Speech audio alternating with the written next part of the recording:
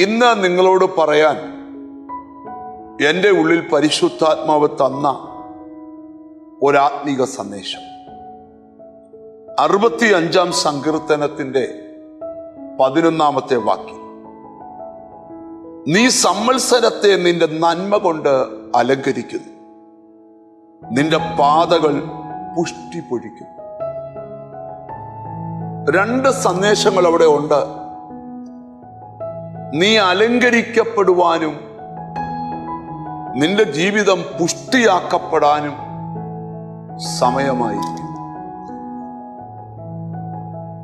ആദ്യം എങ്ങനെയാണ് നമ്മുടെ ജീവിതം പുഷ്ടിയാക്കപ്പെടുന്നത് എന്നാണ് നമ്മൾ ധ്യാനിക്കാൻ പോകുന്നത്.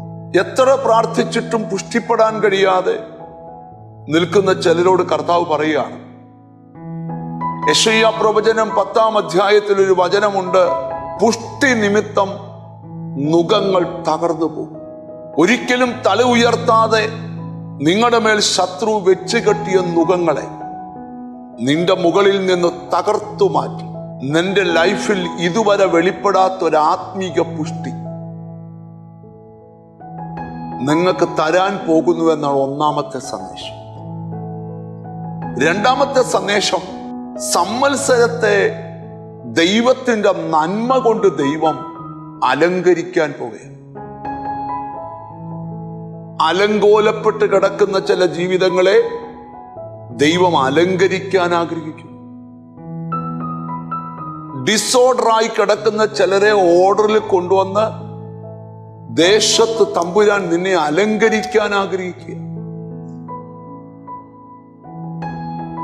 എന്റെ സ്ഥിതി എന്ന് മാറുമെന്ന ചോദ്യവുമായിട്ട് ആരൊക്കെയോ ഈ വചനം കേൾക്കുന്നു.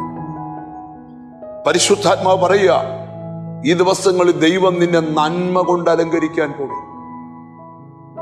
ജീവിതത്തിൽ ഒരിക്കലും രക്ഷപ്പെടത്തില്ലെന്ന് ചിന്തിച്ച ചില മേഖലകളെ ദൈവം രക്ഷപ്പെടുത്തി മറ്റുള്ളവരുടെ മുമ്പിൽ നിന്നെ ഒരു അത്ഭുത വിഷയമാക്കി നിർത്തുവാൻ കർത്താവ് ആഗ്രഹിക്കുക. രണ്ട് കാര്യങ്ങൾ മനസ്സിൽ കൊണ്ടുവന്നേ. ഉടനെ ഞാൻ പുഷ്ടിപ്പെടും, ഉടനെ ദൈവത്തിന്റെ നന്മ ഞാൻ പ്രാപിക്കും. എന്നെ ദേശത്ത് ദൈവം മറ്റുള്ളവരുടെ മുമ്പിൽ ഒരനുഗ്രഹമാക്കി വെക്കും. അങ്ങനെ വിശ്വസിക്കാം, അങ്ങനെ പ്രാർത്ഥിക്കാം.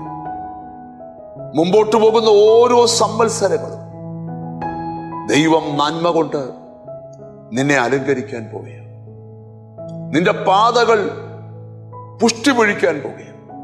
നമുക്കൊന്നിച്ച് കർത്താവിനോട് പ്രാർത്ഥിക്കാം. കാരുണ്യവാനായ ദൈവമേ, സ്വർഗസ്ഥ പിതാവേ, അലങ്കോലപ്പെട്ടു പോയ ലൈഫിനെ അലങ്കരിക്കുവാൻ കഴിവുള്ള ദൈവമേ, ഞങ്ങളുടെ സംവത്സരങ്ങളെ നന്മ കൊണ്ട് അലങ്കരിക്കുകയും ഞങ്ങളുടെ പാതകൾ പുഷ്ടി പൊഴിക്കുമെന്ന് ഞങ്ങളോട് കർത്താവ് സംസാരിച്ചു. എന്നോട് ചേർന്ന് പ്രാർത്ഥിക്കുന്ന മക്കളെ നിന്റെ നാമം ചൊല്ലി പിതാവിൻ്റെയും പുത്രന്റെയും പരിശുദ്ധാത്മാവിന്റെ നാമത്തിൽ അനുഗ്രഹിക്കപ്പെടട്ടെ. യേശു ക്രിസ്തുവിൻ നാമത്തിൽ തന്നെ നിശ്ചയമായി നിന്റെ സംവത്സരങ്ങളെ എൻ്റെ യേശു നന്മ കൊണ്ട് അലങ്കരിക്കും. കാത്തിരിക്കാം, കാണാം, അനുഗ്രഹിക്കപ്പെടാം. God bless you.